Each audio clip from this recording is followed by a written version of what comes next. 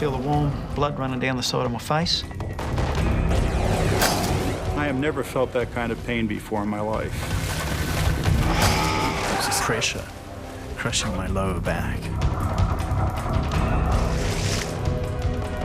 It's everyone's worst nightmare, being eaten alive by a wild animal. In this episode, 3 remarkable stories from the water's edge. What's it like when you become human prey?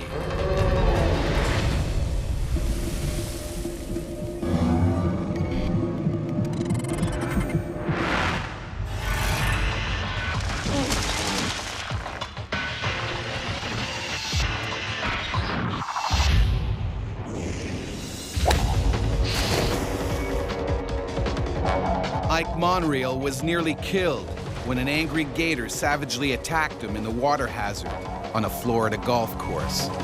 I was slammed from the back. My shoulder wasn't attached anymore.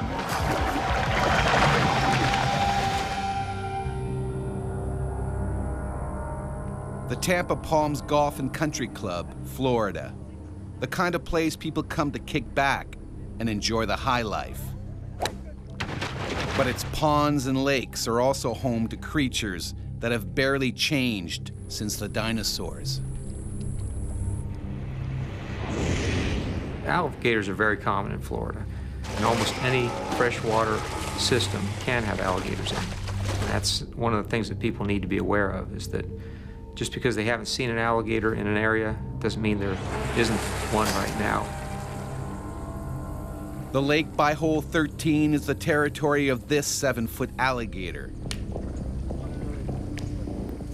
He's always hungry, and he's not too picky. As long as they can catch it and eat it, almost anything is potential prey. And they'll take things as big as deer occasionally. Golfers on this course are always in striking distance of gators, but no one has been attacked yet.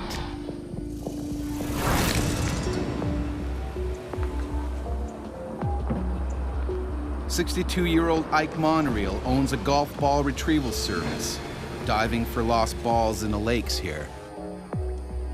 He normally pairs up with one of his sons, but today he's working solo. Well, I get as many as 12,000 balls in a single day. And at this time and point, I was being paid 8 cents per ball. Ike's been doing this job for the last 15 years and knows how dangerous it can be. I've been nudged not knowing the alligator was in the water. That happens. They'll stay down for 15, 20 minutes. So I've been bumped, nudged, nipped, tail whipped. Almost all of us divers working in the southeastern United States, we have close calls like that. The gator is getting hungrier by the minute. The hot weather triggers its need to kill and feed. Alligator activity is related to temperature. When temperatures get to their highest, alligators are trying to feed on a very regular basis. That's a big concern for Ike. When I approach a lake, I'll look and make sure I'm the only participant in the water. He sees a familiar sight. Saw the usual 7.5 foot gator that's there all the time.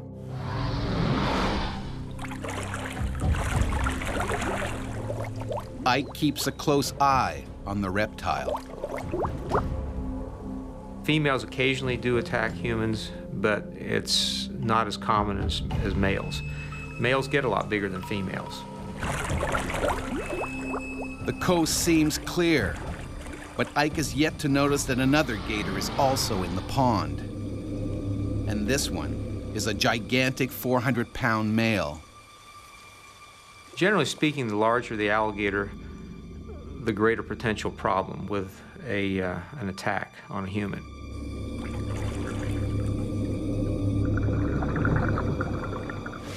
Ike gets on with his job. The limited visibility means he can't see the 10-foot gator coming straight at him. A gator determined to protect his new territory.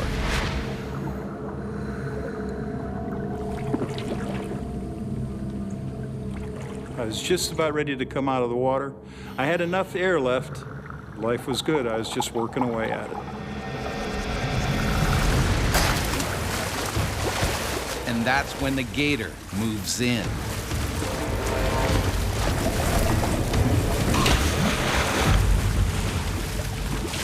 All of a sudden something clicked at the alligator and it says, I'm going to go ahead and give this a try. Searing pain shoots through Ike.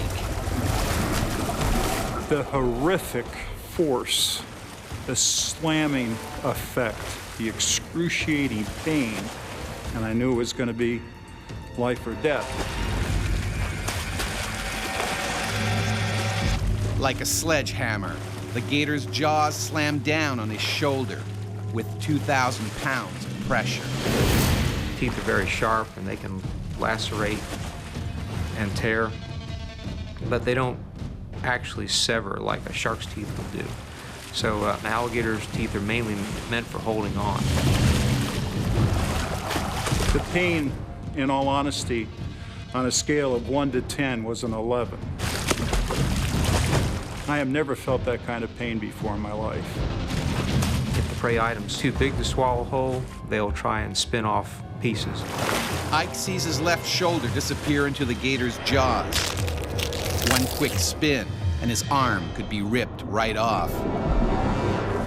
I couldn't bring my arm back to me, so I thought I had already lost my arm. Ike stares right into the eye of a monster. That big, lifeless, dead eye, that look, that eye was right here. I tried getting up and going for the bank. Incredibly, he crawls towards shore with the alligator still latched onto his shoulder. Seeing two golfers nearby, he desperately tries to get their attention. They can barely believe what they're seeing.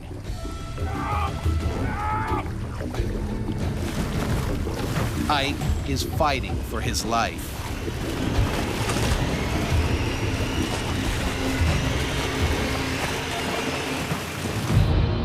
I said to myself, you have got to keep your head together here. Hey! Over here! Ike can't last much longer, and he knows it. As well as being ripped apart, he could easily drown.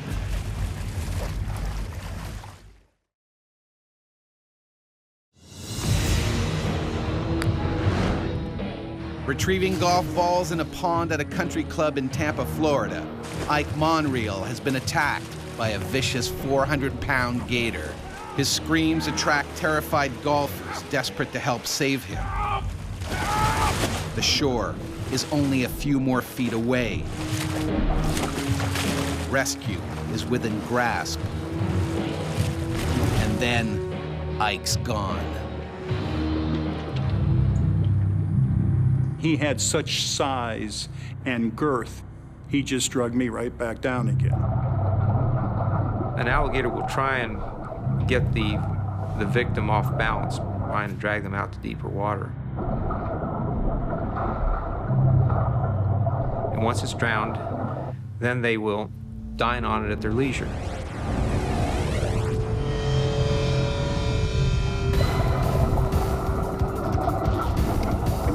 Ike struggles. He needs to make sure that he keeps his oxygen supply. Without it, he will die in minutes. I said to myself, you pass out, the regulator falls out of your mouth, and you're gonna die here. That's when I prayed to God. For Ike, it's now or never. He needs to do something, and fast. I worked my hand around his snout. I was able to turn into him. My shoulder is as far back into his jaw as it can go. Ike jams his thumb in the reptile's eye. The most vulnerable part of an alligator is probably its eyes. Everything else is pretty well protected. But the move barely phases the gator. An alligator might expect to have slight pressure to its eye if it grabs a large prey item.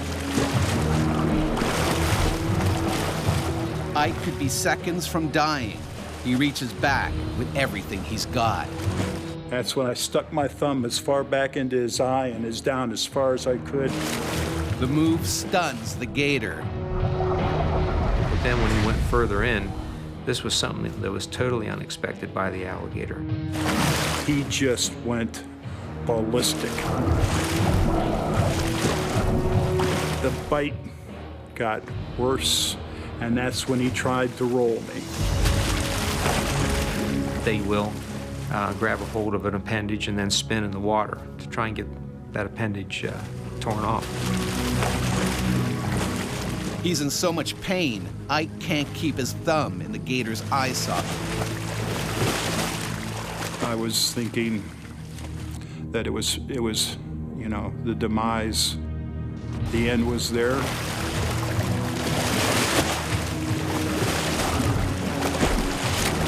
I saw my wife and my 3 teenage sons looking down at me. And I said, that's not going to work. I said, I'm not going to die out here. I am not going to give up. Whatever it takes, I'm coming out of the water. Luckily, the fight takes them into the shallows. At last, Ike can get a foothold. Now he can stop the gator from rolling him. I was not going to let him kill me. I was not going to let him drown me. And then Ike goes in for another attack.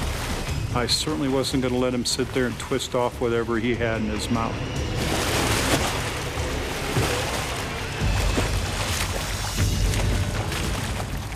I took my thumb again, took a deep breath, and slammed into his eye socket, and I swear I got halfway to his brain. Alligators can feel and react to pain. They don't like that. Against all odds, the giant's jaws finally snap open. Ike seizes the opportunity and desperately tries to get out of the water. They learn very fast and probably realized this was not the type of thing that it wanted to pursue. Ike scrambles onto the bank before the gator changes his mind and comes back. I looked up at the gentleman that was standing on the green. I said, just make sure he doesn't come out of the water after me. I said, I don't think I can handle another bite. The alligator swims away. He went out into the deeper part of the swamp. And at that point, I knew I was safe. Are you all right? Are you okay? He dislocated my shoulder. My shoulder wasn't attached anymore. There were teeth holes 1 inch across, 1.5 inches deep over the shoulder. Careful, careful. Paramedics on their way. It's bad, but things could have been far worse. Ike's 17-year-old son had originally been scheduled to work that day. He wouldn't have had the size or the experience. The horrific fact of all of this is I would have lost my son. Ike may never fully regain the use of his arm. He and his sons have not returned to the water since the attack. My sons do not dive anymore. My business is Ike and Sons. My boys I'll not let go in the water anymore. So do I want to get even? You betcha. 4 hours after the attack, a state-licensed trapper captures an 8-foot alligator from the lake, 50 feet from the scene of the crime. If we didn't do that, there is no doubt there would be a lot more attacks because alligators become habituated, and if they have a successful attack, they'll come back for another one. Ike doesn't believe the trapper got the one that wanted him as prey. I think she trapped the smaller, the 7.5, 8-footer that was there. And I do not think to this day that it was that smaller gator. In that case, the gator that nearly killed him is still out there. Alligators can prove lethal in the southern US, but in Africa and Australia, the biggest threat to humans is their deadlier cousin. Crocodiles kill as many as 200 people every year. The largest and most aggressive is the saltwater crocodile, a powerful reptile that can outlive humans and grow to more than 20 feet in length. Despite the name, their natural habitat is actually freshwater rivers and swamps.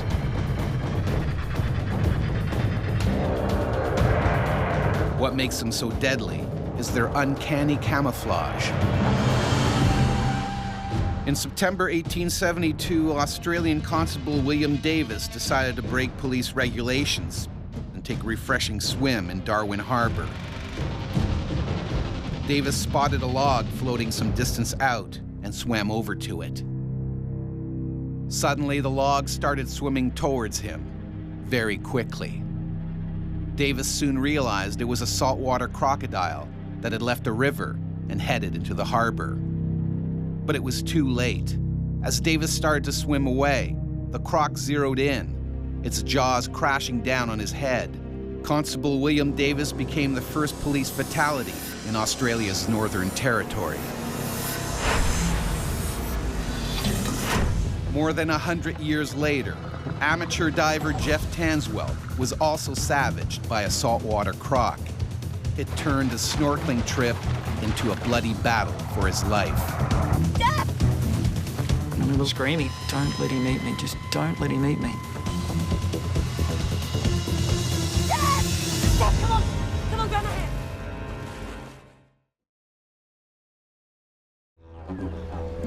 hand! Northern Australia.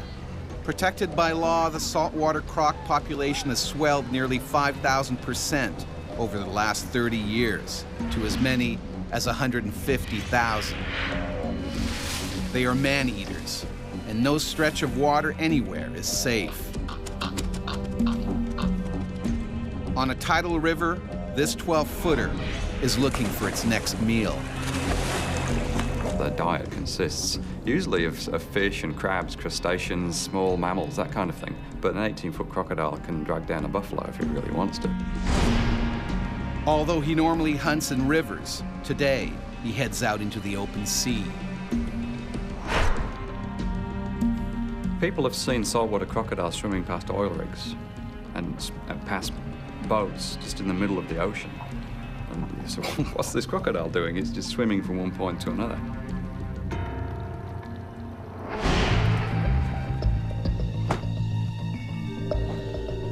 On Thursday Island, at the northern tip of Queensland, 37-year-old police sergeant Jeff Tanswell and his wife Jane, also a trained police officer, are hitting the water for a day of fun in the sun. My entire life I've been brought up by the water. So we've always been brought up with boats and diving and fishing, and that's just second nature. If we go fishing, or we'd just go out and have a look and jump out on a reef. Hi! Hey! Hi! Today they plan on doing some spear fishing with their friends Amanda and Dave. They head towards the remote Adolphus Islands, an hour away. We hadn't been there before, so this was going to be another opportunity for us to explore. The ocean around here is dangerous. We're a bit, I guess, aware of the possibility of sharks being in the water.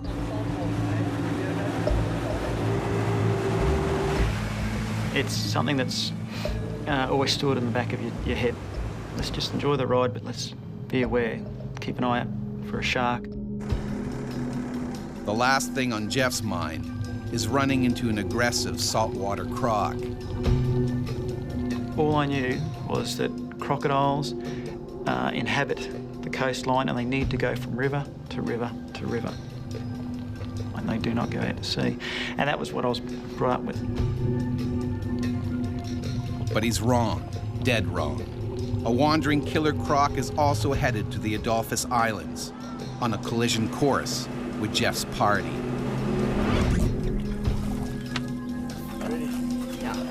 They pull into a coral reef and scout for any signs of predators. We were making sure that there was no sharks or anything in the water that was dangerous, but we didn't see any sharks. If there's going to be a shark, he's going to be patrolling the deep water. So I'm not going to go there. I'm going to take the safer option, and I'm going to go in closer to the coast.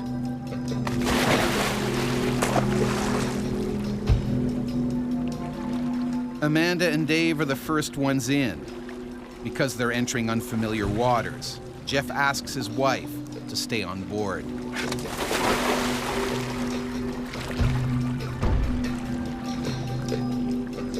You have to leave someone on the boat just for safety. If you catch a fish, if it bleeds, you don't want to have fish blood in the water. Could attract sharks, so if they catch a fish or crayfish or something, they just hold it up and I start the boat, go over. Jeff enters deep in an alien world where he is both the hunter and the potential prey. You can see all the little colourful fish dancing around in amongst all this brightly lit coral. I saw the other two diving with us. They started heading out a bit wide. And I remember thinking, I'm not comfortable diving out to where the coral edge is, where it drops off into the deeper water, because sharks could come and go.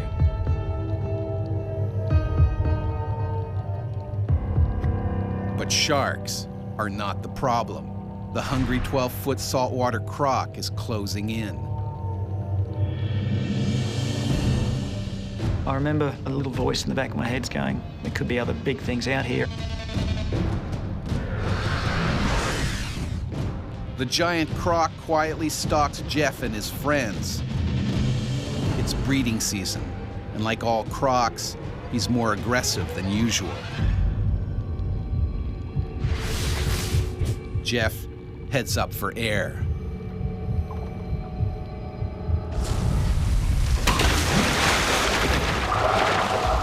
I just thought I'd been hit by a boat. The fear that a predator instills in its prey, it's bottomless. No matter how fast you move, if a crocodile's head is half a metre from you and it strikes, you cannot possibly get away. Jane can't quite make out what's going on.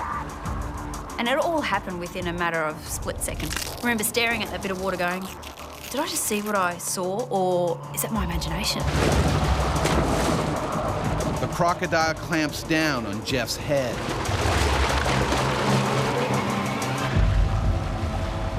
And I've become aware of this pressure on my head, this crushing pressure on my head. The crocodiles have got the strongest jaw muscles of any animal that we know for their size. They've got about 66, sometimes 68 teeth in their jaws. They'll puncture through flesh, they'll go through shell, and they'll even go into bone. Jeff is dragged down with his head ripped open. He's bleeding heavily and running out of air. He's just gone down with no splash, no screaming, no kicking. Jeff! Jeff! I had no feeling of the water, the temperature, sounds, everything, sight, everything was gone. They've got the power just to shut down your entire system and you don't have a say in it. It was a mixture of just horror as well as just total disbelief. You're on a remote tropical coral island. You're not looking for a crocodile.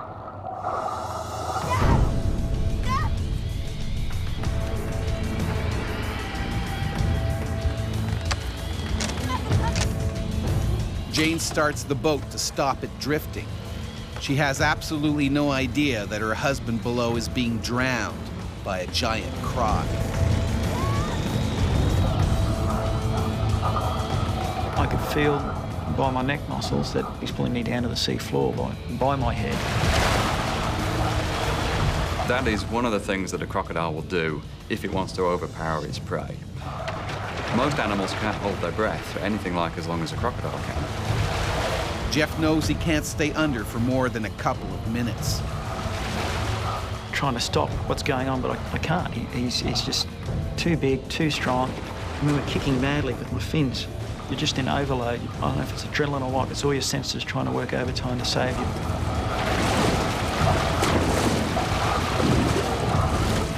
then, a miracle.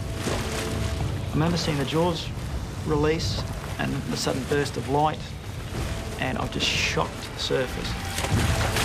I saw his head come up and him blow the water out of his snorkel. Jeff has no idea where the croc is and when it might bite again. All that was going through my head was his big blockhead coming back up and grabbing my legs. And then just behind his head, I thought I saw something moving. The killer croc surfaces inches away, closing in on his prey. I could feel the warm blood running down the side of my face. He's got the teeth, he's got the scales, he's got the claws, he's got everything. You have nothing.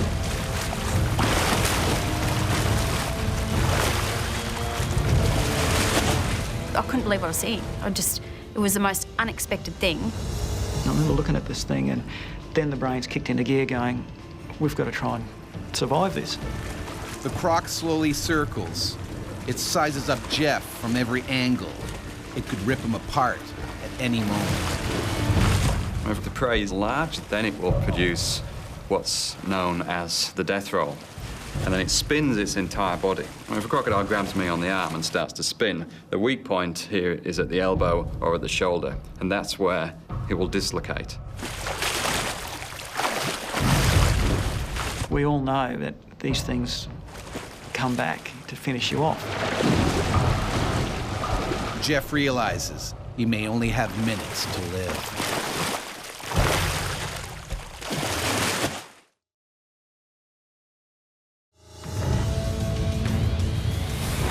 Police Sergeant Jeff Tanswell has been brutally attacked by a saltwater crocodile in Queensland, Australia. And now his wife, Jane, also a trained officer, is desperate to save him before the croc finishes him off.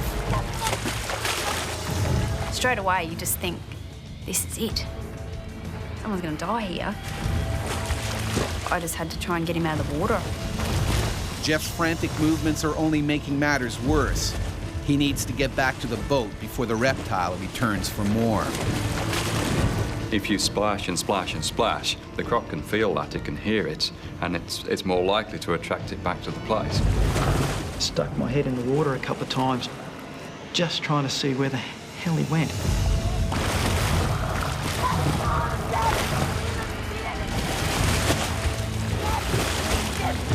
Next minute, I had the boat beside him and I was helping him in the boat from the left-hand side of the boat. I don't know how I pulled him out of the water. I think it was just a pure adrenaline. I've got you. Okay. You're okay. Open your eyes. Open your eyes. Look at me. Look at me. Look at me. I'm right here, okay? Concerned about their friends, Jane swings the boat around to the other side of the bay and finds Amanda and Dave unharmed. But the monster croc is still somewhere below. Get some towels. Cover. Everyone may be safely in the boat, but Jeff's wounds are serious. I got a puncture hole in my left cheek. I got a laceration on my left temple. The left ear was torn. And I got lacerations behind both my ears where the teeth went in, and scratches on my back where his claws went in. It's essential Jeff gets to the hospital as quickly as possible, but they are a good hour away from the coast. He could have a brain injury. He could have some sort of compression on his brain. He could have a stroke. He could also be infected by the croc. Its teeth are covered in mud, covered in bacteria. It's a breeding ground for bacteria. If that crocodile then bites you, it drives those bacteria deep into your flesh, and it can cause a much bigger problem than the bite itself. Crocs kill as many as 200 people a year. And right now, Jeff looks like he might join that gruesome club. We got to the hospital and went straight into the emergency room. I had all my wounds scraped and washed out, which was quite painful. And then they microsurgery my ear and stitched everything back together. He owes his life to Jane's quick rescue and pure luck. Certainly, if it wanted to kill him, it would have. Jeff knows all too well how close he came to death. There is nothing as terrifying as realising that this thing is going to come along and eat you, and you can't do a thing about it. No further attacks were reported in the Adolphus Island region that summer. Most likely, the saltwater crocodile returned to the coast and headed upriver.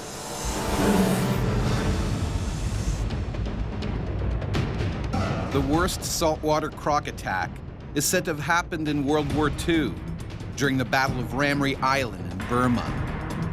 Surrounded by British troops, a group of Japanese soldiers desperately tried to escape through mangrove swamps infested with saltwater crocs. The next morning, only 20 survivors were found. Nearly 400 may have been devoured by the hungry crocs. The Guinness Book of World Records ranked the attack as the worst animal disaster in history.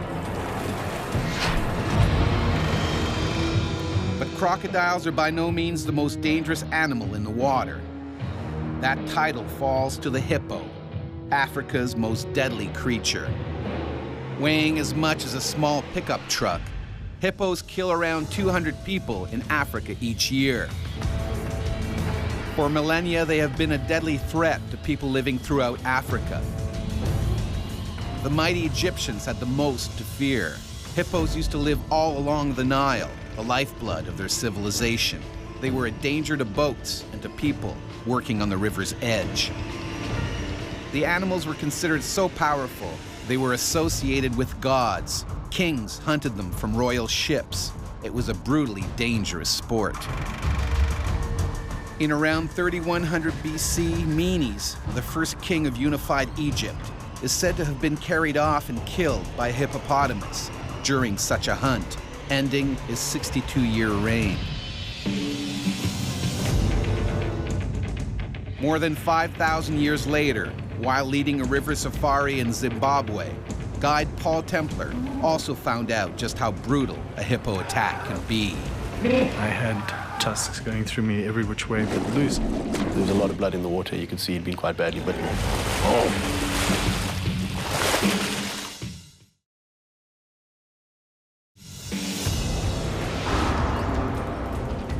The Zambezi, one of the largest rivers in Africa, and home to this huge male hippo.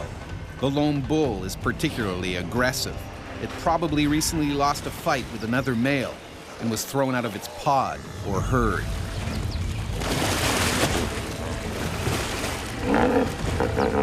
And now he's viciously protecting his new territory.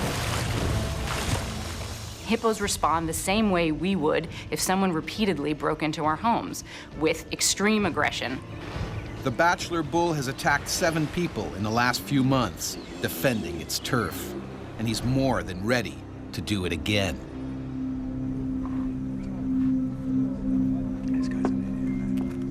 Zimbabwe river guide Paul Templar is enjoying a quiet afternoon off when he's unexpectedly asked for a special favor. Hey, good. How you doing? That's cool. All good. Hey guys, I got plans. We're going to Sunset Cruise. I was sitting in the pub when the folks came in and said, hey, we need a guide. So now I had a tough choice to make. Do I spend the rest of my day sitting in the pub, or do I go and lead the canoe safari? No, not today. Okay, let's go. I went and led the canoe safari. It's a decision he would soon regret. Good afternoon, guys. My name's Paul. We are the crew responsible for taking you down this Zambezi River this afternoon. It's going to be a fantastic Paul is afternoon. joined by 3 other guides, Ben, Evans, and his close friend, Mike McNamara. It's a trip they've done lots of times before. The trip itself is what we call a wine route. It's one of the trips where the guests don't actually paddle themselves. And the idea is that they just relax and watch the sun go down. It's a sunset trip. It lasts about an hour and a half.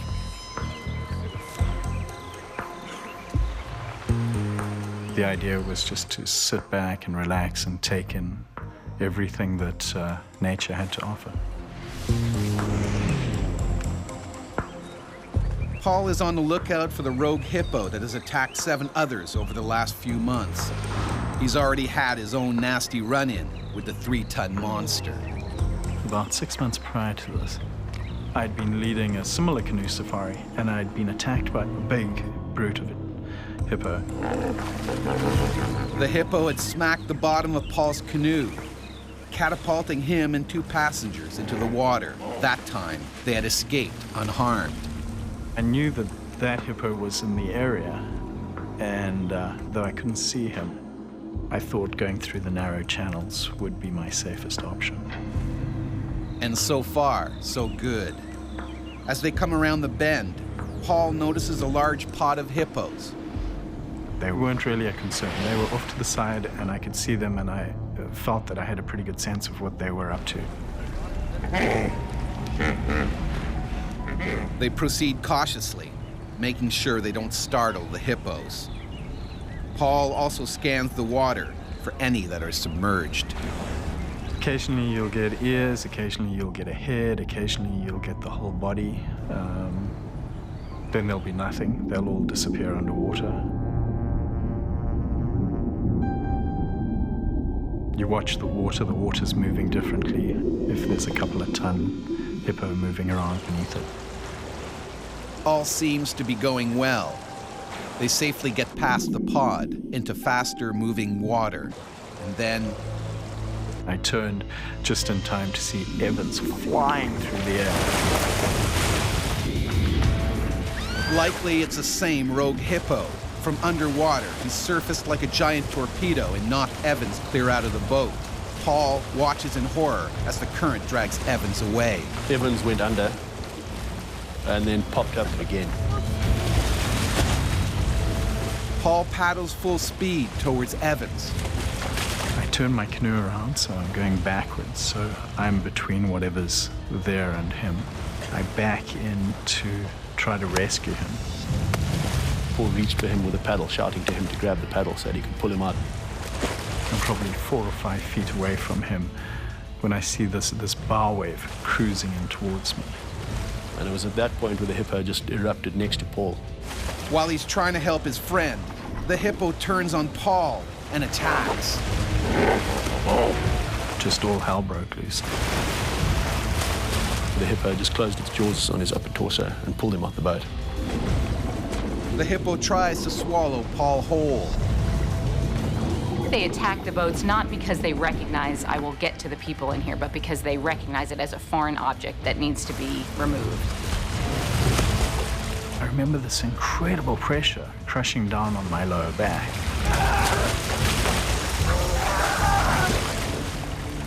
Hippos are not interested in eating the people that get attacked. It's an aggressive reflex of, if I encounter something with my jaw, I will crush it.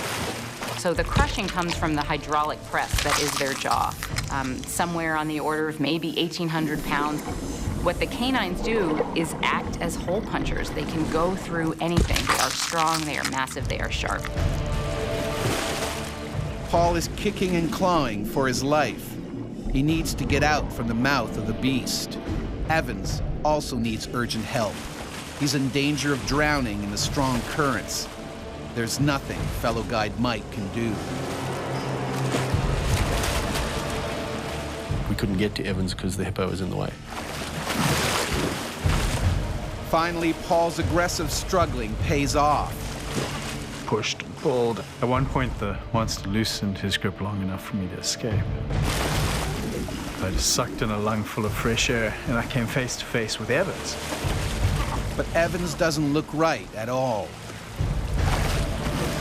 I got the sense that all was not well. He wasn't going anywhere. I think terror and panic had quite literally overwhelmed him.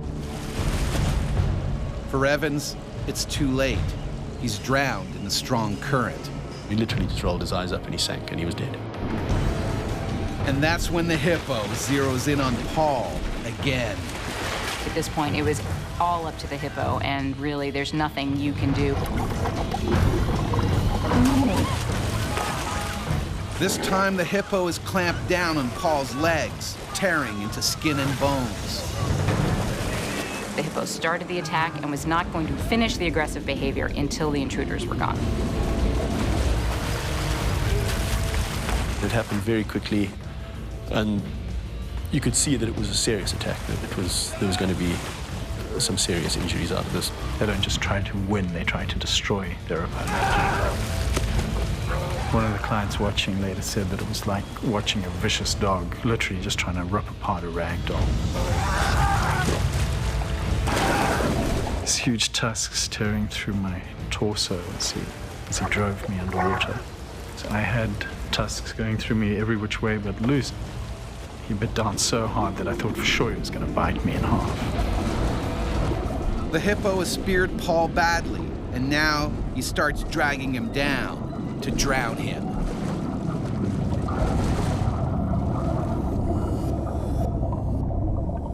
I remember lying on the bottom of the river and looking up.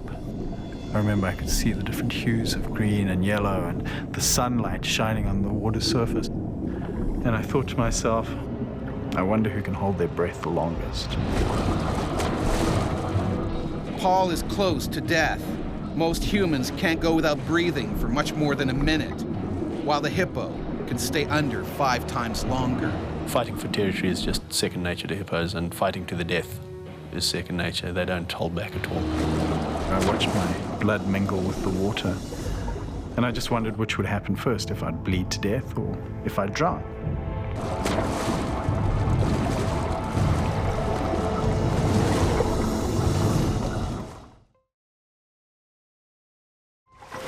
During a bloody hippo attack in Zimbabwe, Africa, one man has died, while another, river guide Paul Templar, has been gored by the creature's teeth and dragged to the river floor. And now, Paul is also drowning. All anyone can do is look on helplessly. The amount of blood that was in the water showed that Paul had been bitten very badly.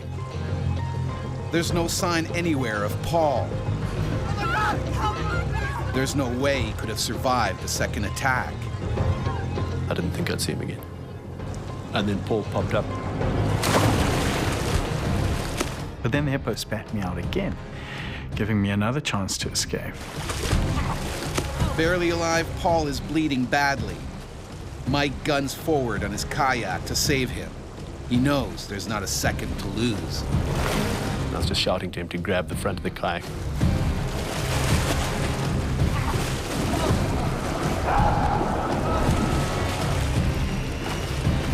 I managed to grab a hold of the handle on the boat's nose. For a moment, Paul seems safe. But the hippo comes back for more. It tries to chomp down on Paul's dangling legs. Any second, he'll be dragged down again. He was hitting and thrashing, and it was not good. I knew I didn't have much left in me. He can barely hold on. One arm is shredded. Both shoulders are punctured with bites. But astoundingly, the hippo backs off. They're very unlikely to actually come into shallower water to follow an attack. It's not what they do. To get to the shallows, Mike has to fight the current. Paul is losing his grip. I was bleeding profusely. I was getting weaker. Paul hangs on. Mike paddles wildly. It's a race against time. I paddled to a point where there was a tuft of grass on a small rock sticking out of the river. The longer it lasted, the more it sapped my energy. Finally, they reach the shallows. I don't know how we do it, but Mac dragged me out of there. The hippo then stopped the attack, moved back, and popped up, but not actually following us into the shallower water. Out of his element, the hippo gives up the chase. Oh, I got you, buddy. Just hang in there. Paul is barely alive. Oh, hang on, look at me. Look at me, buddy. Just keep breathing. We got you. He needs medical attention desperately.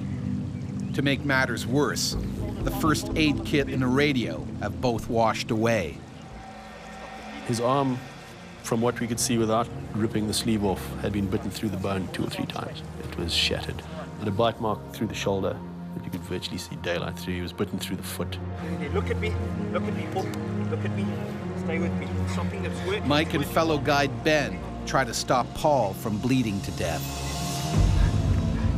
And started literally putting pressure on arteries to try and just stem the bleeding that was still coming. I can feel my lungs full of blood now. Thinking fast, Mike uses the only thing available, cling wrap from the safari meals. They seal all visible puncture wounds on Paul's chest.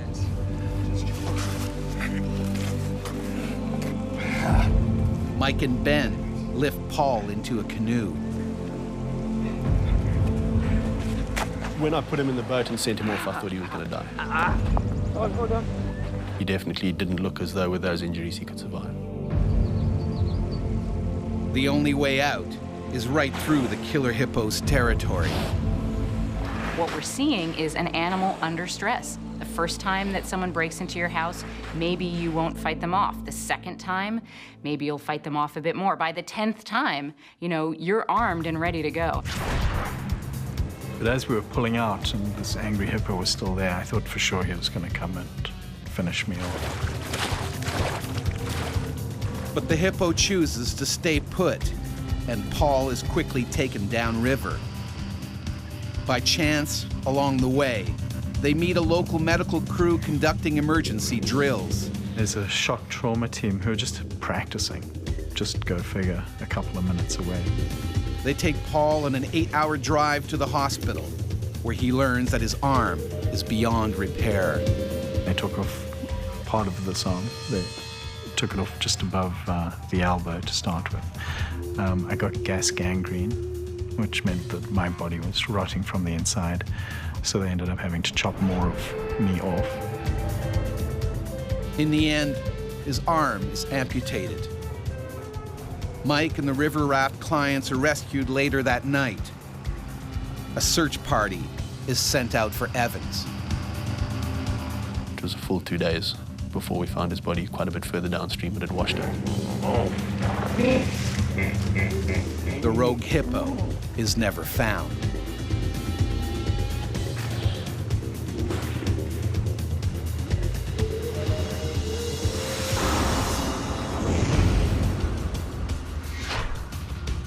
Animal attacks are rare. People are fair game, but we aren't a normal prey item for them. They usually avoid people. But as we increasingly crowd their water world, run-ins are bound to happen.